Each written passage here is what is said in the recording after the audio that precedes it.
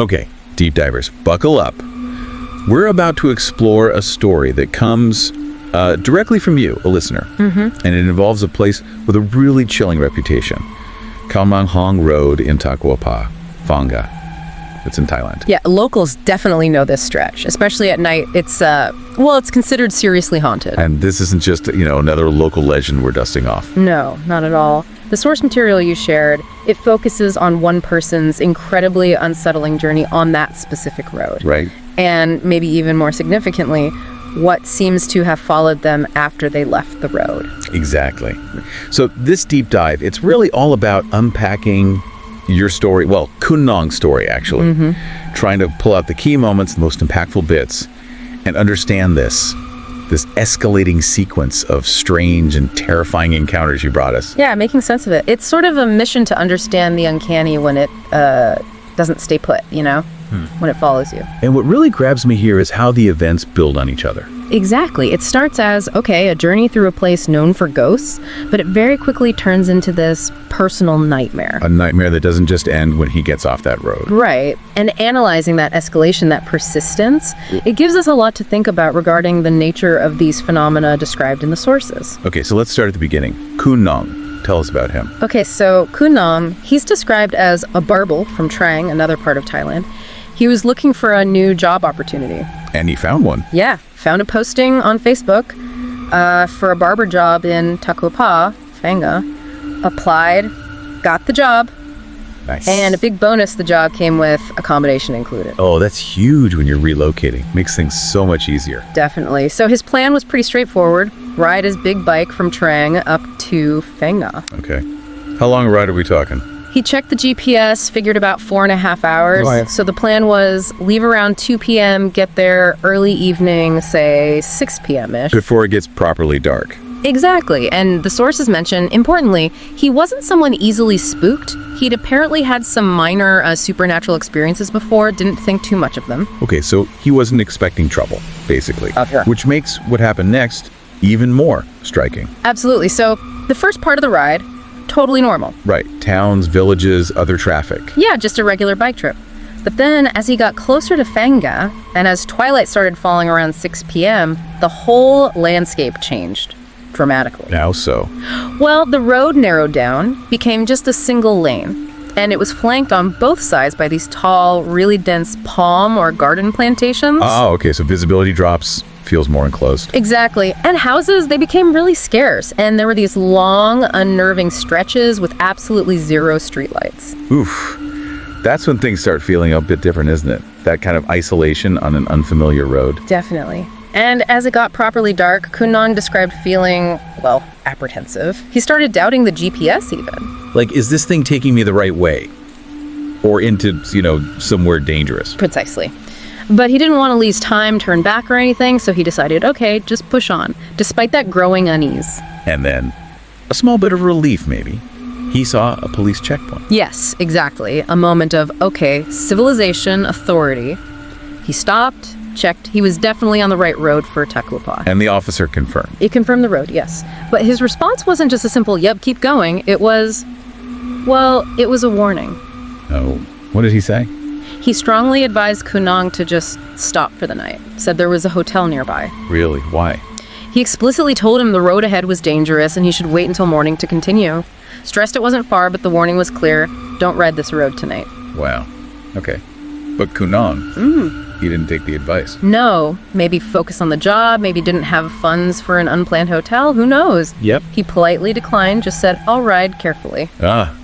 And the sources say he later regretted that. Deeply regretted it. And you understand why when you hear about the road after that checkpoint. Okay, lay it on us. What was it like? According to the source, it became significantly more terrifying. We're talking steep slopes, like really steep. Okay. Treacherous potholes everywhere, sharp, blind curves you couldn't see around. Jeez. And the surroundings. On one side, thick, dark, imposing forest. On the other side, a deep ravine, a sheer cliff drop. Oh my God. So zero room for error. None. Falling meant, you wouldn't survive. The source is clear on that. There were a few scattered houses, maybe a passing car occasionally, which offered a tiny bit of comfort. Tiny bit, yeah. But the overall atmosphere. Intensely eerie, just dangerous and creepy. And somewhere along this lovely stretch of road, there were shrines. Yes, shrines or maybe small pavilions set up on the hillside. Right, and Kunong usually honked when passing shrines as a sign of respect. Yeah, that was his personal habit. But this time, on this road, passing this shrine, he decided not to. Why not? He saw a pickup truck parked nearby. He worried that honking might, startle the owner or be misunderstood as aggressive. Okay, that makes sense from a practical standpoint. Yeah. But symbolically. Symbolically, yeah. In the context of what happened literally seconds later, breaking that personal ritual there, it feels significant somehow. Okay, so what happened? Right after he passed the shrine without honking. Almost immediately, just beyond the edge of his headlight's beam, he saw a figure. Oh, God, what kind of figure? Described as a tall man, maybe 180, 190 centimeters tall, so quite tall. Couldn't see features, just the height and shape in the gloom. And did it just stand there? No, that's the terrifying part. Its action was sudden, violent almost. It rushed towards the road. Towards him? Towards the road itself, and then ran directly across his path, right in front of his bike. Whoa, where did it run? Straight towards the other side of the road, towards a deep ravine, the cliff edge. No. Did he hit it? No, he slammed on his brakes, stopped dead in the road, heart pounding, obviously. I bet. And then what? He looked back? Yeah, he looked back immediately, scanning the road where the figure had just been, scanning the cliff edge. Right. Nothing. Absolutely nothing. Just the dark, empty road and the blackness of the ravine. Chills. Oh. So that's when it hit him. Instantly, he knew right then this wasn't some poor soul attempting suicide. No human runs off a cliff like that with that speed, that purpose. It had to be something else. As the source puts it, must be a ghost. That was his immediate conclusion. Pure terror. I can only imagine. What did he do? Just sit there? No way. He didn't linger. He got back on the bike, probably shaking, and just sped away. Tried to put it out of his mind, just get off this mountain. Right. The first major encounter. But you said the road wasn't finished with him? Not quite. He rode on for maybe another couple kilometers, still on that awful mountain road. Okay. And then up ahead, he saw another motorcycle. Oh, okay. Other people. Finally. Yeah, 2 people on it. Looked like a couple. And his first reaction was exactly that. Relief.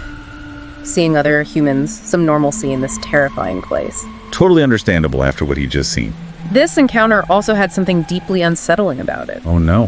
What now? As he got a bit closer, he realized their motorcycle had absolutely no lights on. What? No headlight? No taillight? Nothing. Pitch black. Riding on this dangerous, dark, winding road with potholes and cliffs. With no lights at all. It just made no sense. How could they even see where they were going? That's incredibly dangerous. Exactly. His concern kicked in. He thought, okay, maybe I can help them. Wow. He decided to ride closer, get behind them, and use his own powerful headlights to light up the road for them, guide them safely. That's actually really decent of him, considering the circumstances. Right. So he speeds up a bit to catch up. But as he got closer, the couple on the bike ahead, they seemed to speed up too. Like they were pulling away from him. Trying to get away from them. It seemed like it. So he increased his speed again, trying to keep his headlights on them, trying to stay close enough to help. Okay, so now it's kind of a weird slow motion pursuit on a terrifying raid. Pretty much. And then came the second horrifying event of the night. Maybe even worse than the first one. What happened? They reached a curve in the road, a sharp one, remember. Kunong, sensibly, slowed down to take the corner safely. Right. But the couple on the bike ahead, they did the exact opposite. They accelerated, sped up. Into the curve. No, they drove straight off the curve, right in front of his eyes. Straight off the road. Into the darkness. Straight off the road! Vanished! Oh my God. Was there a crash? A sound? Screams? That's the chilling detail the source emphasizes. Absolute silence. No sound of a crash, no metal crunching, no screams, nothing. Just gone. They vanished. Just vanished into thin air off the side of a mountain road. Exactly. This moment, it was pivotal. The first figure was a glimpse, a shock. This one, he interacted, tried to help, and then witnessed this impossible silent disappearance. That's profoundly disturbing. Yeah. How did he react? He described feeling even more terrified after this second event. Sweating, shaking, seriously questioning his sanity, wondering what was happening on this road. I don't blame him. That's insane. Thankfully, though, the sources say that was it for the road itself. He didn't encounter anything else after leaving the main Khao Nanghang stretch. Small mercies. So he finally made it to Takua. Yeah. Arrived at the barbershop around 8 p.m. Safe, but completely shaken, understandably. Did he tell the owner what happened? No, he just kind of mumbled something about getting lost. The owner saw he was exhausted, seemed to buy it, or at least didn't push. Okay. And the accommodation? The owner showed him upstairs. It was old, simple, but basically fine, livable. And he just crashed. Pretty much. The sheer physical and mental exhaustion from that whole ordeal just took over. He fell into a deep, sound sleep, despite everything. But the peace didn't last, did it? You mentioned things followed him. Right. About a week into his stay there, the haunting seemed to relocate, or maybe start up where he now lived. Okay. How did it begin? Every morning, around 4 a.m., he'd be jolted awake by loud, consistent walking sounds. Walking sounds? From where? From the adjacent room, like right next door, a steady, rhythmic thud, thud, thud, like heavy footsteps pacing back and forth. Every morning, 4 a.m. Like clockwork. Lasted for about an hour each time. At first, he was just really annoyed. Yeah, I would be too. Thinking, who is this incredibly inconsiderate neighbor pacing around at 4 a.m.? Exactly his thought. Yeah. Just irritation initially. Let me guess. There was no neighbor. Well, there was a neighbor, an elderly lady who owned the adjacent room, which was also part of a shop, maybe. Okay. He eventually met her. They chatted a bit. And he consciously brought it up, oh, I hear someone walking around early. Is someone staying with you? That kind of thing. And her answer? Her answer just turned his blood cold. She told him she'd actually been away on a trip for the past 2 weeks and had only just returned. And crucially, she confirmed absolutely nobody had been staying in her room at night while she was gone. So the room was empty the entire time he was hearing those footsteps? Completely empty. He was floored. Realized instantly those sounds were not human. Did he tell her? No, he kept it to himself. Didn't want to scare the poor old lady. Right. But knowing the room was empty, that must have changed how he felt about the sounds. Oh, completely. Annoyance turned straight into fear. And worse, after he knew the truth, the sounds seemed to get meaner. Meaner? How? They became heavier somehow, more deliberate. It felt less like random pacing and more like something was trying to harass him, knowing he knew. That's deeply unsettling. Did it escalate beyond sounds? Oh yes, it escalated significantly. There was one particular night the source mentions it was a Buddhist holy day when things got really aggressive. Okay, what happened? It started with this incredibly loud boom sound, like someone had slammed the shared wall between the rooms with immense force. Whoa. Did it shake the wall? Yeah, he said his wall actually shook from the impact. Jeez. And as if that wasn't terrifying enough, it was immediately followed by this truly skin-crawling sound. What's that? A scraping. Or scratching. The source uses the Thai onomatopoeia, which chills you because it sounds exactly like fingernails being dragged down the wall. Oh, absolutely not. Fingernails on the wall. That's what it sounded like. And it wasn't brief. It went on for almost 5 minutes straight. 5 minutes? That's an eternity when you're hearing that. He must have been petrified. Completely petrified. His reaction was immediate defense mode. He scrambled to get his Buddha amulet, which thankfully he'd brought from Trang. Put it on. Put it on immediately. Then he went and slammed his window shut, locked it tight. He was suddenly terrified something might try to appear at the window. Understandable. Then what? Hid under the covers. Pulled the covers right up over his head. Complete bunker mode. But the activity wasn't over, was it? Not quite. The next thing was knocking. Knocking where? On the door. On the window. The window he just shut tight. But wait, why is that so terrifying? I mean, knocking is creepy, but... Because, according to the source, there was no balcony outside his window. There was nowhere for a person to stand and knock on that window. It was just a sheer drop, presumably. Okay, yeah. That is terrifying. So he's trapped in the room, scratching on the wall, phantom knocking. Okay. What did he do? He turned to the only defense he felt he had left. Prayer. Okay. Any specific prayers? Yeah, the source mentions specific ones. One dedicated to Khao Wesawan, a deity often invoked for protection against ghosts. Another calling on the Yamatoots, sort of underworld messengers or enforcers.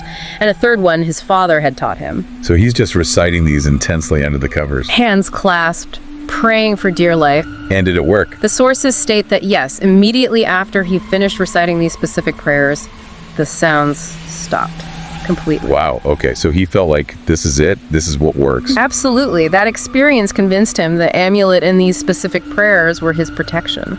So did he start doing that every night? It became a strict nightly ritual after that. Wear the amulet, recite those prayers before sleep, non-negotiable. Did it keep things at bay? Mostly, yes. But he found that on nights He forgot, maybe too tired from work, maybe just slipped his mind, or perhaps on nights he thought, maybe it's gone, and didn't bother. The haunting came back. It would come back, and often worse than before. It wasn't just sounds anymore on those nights. What else happened? He started experiencing sleep paralysis, what's known locally as M. Right. The feeling of being awake but unable to move. Heavy pressure. Exactly, that classic sensation. A crushing weight on his chest, making it hard to breathe, completely unable to move or cry out. He would feel the presence, the pressure, but he still hadn't clearly seen what was in the room with him during these episodes. There's an until, isn't there? There is. About 2 months into his stay, this was the night of the most intense, most physical attack described in the sources. The absolute peak of the haunting. Oh boy, what set this night apart? He was incredibly tired after a long day at work, and crucially, he'd forgotten the amulet, forgotten the prayers. He'd even fallen asleep while he was on a video call with his girlfriend at the time. Okay, so vulnerable, what happened? He woke up, not gradually, but to a chilling physical sensation. What? His blanket was being pulled from the foot of the bed, like someone was trying to pull it off him. Yeah. As soon as he registered that, the paralysis slammed down. That heavy pressure on his chest, couldn't move, couldn't breathe properly. God, that's terrifying. He managed, somehow, to turn his head slightly, glance towards his phone. The screen was black, called disconnected or whatever. Okay. But then, he turned his head back, towards the center of the room into the darkness, and he saw it. So what? What was it? A pair of feet. Pale. White feet. Standing directly on his chest. Standing on his chest in the dark. That's what he saw. Just these pale, disembodied-looking feet pressing down on him. I have no words. That's horrifying. Was there sound too? Oh, yes. The visual horror was accompanied by auditory assault. First, he heard a woman's laughter. The source uses the onomatopoeia. Laughing at him. Seemed like it, and that was immediately followed by a high-pitched scream right next to his ear, described like a loud, disembodied cheer or shriek. Oh my God. He's paralyzed, feet on his chest, laughter and screaming. Yeah. Could he do anything? He tried desperately to scream, to call out for help, but only these awful chirp horse sounds came out. He felt vividly like the female spirit was enjoying his terror, mocking him. This is just torture, psychological and physical. It was the absolute breaking point for him. Weeks, months of escalating fear, lack of sleep, sounds, scratching, knocking. Now this. What happened? Did he just endure it? Something snapped. The sheer exhaustion, the stress, the constant fear, the violation, it all boiled over into just anger. Anger, even while paralyzed. Yes. Trapped, unable to move or speak properly, he lashed out in his mind. What did he do? He internally screamed a curse, a challenge right at whatever this thing was. He thought basically, you want to play? Fine. If I were a ghost too, I'd haunt you back. I'd curse you so you'd be miserable. Like a full-on mental attack. Wow. Fighting back with the only weapon he had, left his own rage in defiance. Did it do anything? According to the source, the effect was immediate. Really? Instantly, after that internal outburst, that mental challenge, the pressure on his chest vanished, the sounds stopped, everything just ceased. Just like that. His anger broke the spell. It seems like it. Sudden, unexpected, but apparently incredibly effective. Unbelievable. What a night. But the ordeal wasn't quite over, was it? There was fallout. Yeah, the aftermath of that night brought a different kind of pain. He woke up the next morning, obviously still reeling from the attack. Understandably. Only to check his phone and find a message from his girlfriend, the one he'd been video calling, his girlfriend of 2 years. Oh no. What did it say? She was breaking up with him. Oh man. On top of everything else, why? The message apparently cited her family's disapproval, but Kunong suspected there might have been more to it. Maybe the strain of everything, who knows? But the timing was just brutal. Yeah. Supernatural terror, compounded by heartbreak. That's devastating. It was the final straw for him. Totally overwhelmed by the haunting, the job stress, now losing his relationship. He just couldn't take it anymore. He made a decision right then. To leave. To quit the job. Immediately. And go back home to Trang. He felt like his life was just falling apart in Takua Pa. Can't blame him. So his last night there, packing up, must have been grim. Incredibly grim. The source describes him packing his things, just crying, feeling completely defeated and filled with despair. Just wanting out. He even had the thought, sitting there, something like, just come take my life, I don't even want it anymore. A moment of utter hopelessness. Oh, that's heartbreaking. Did the entity return then, when he was at his lowest? This is maybe the strangest twist in the entire story. As he sat there, lost in his despair, wishing for death, he heard something. Not laughter or screaming again. No, a response, but Yeah, different. He heard a soft female sobbing sound very close to his ear. sobbing, like crying. Yeah, and then a whispered voice saying, "Not right, not right." Wait, the ghost was crying and telling him it wasn't right for him to want to die. That's how it seems. It's bizarre, isn't it, this interaction? It left him feeling incredibly conflicted. I bet. How did he process that? On one hand, he felt almost grateful because the ghost didn't torment him at all that final night. It was peaceful, even though he used no amulet, no prayers. Huh? But on the other hand, this profound sense of self-pity washed over him. Like, wow, my life is so pathetic that even the ghost haunting me feels sorry for me. Yeah, that's a heavy thought. Pity from a phantom. It's just, yeah, a very strange, almost poignant end to the haunting phase in the accommodation. So the next morning he left, headed back to Trang. Yep. Got on his big bike, bags packed, and started the journey home. Did he? Did he take the same road? Khao Nang Hong Road. He did. He took the exact same route back. Oh, brave man. Or maybe just wanted to get home the quickest way. How was it in daylight? Even in broad daylight, he said he felt it. An eerie atmosphere still clung to the place. He got goosebumps riding through, felt a strange, lingering coldness. Still creepy, even with the sun up. Definitely. He even mentioned hearing another strange sound at one point during the return trip on that road. Oh, what was it? He didn't say, because apparently he made a conscious decision not to look, just kept his eyes forward and kept riding. Probably wise. Probably very wise, yeah. Did he make it back okay? Yes, he arrived safely back in Trang. And what was the first thing he did?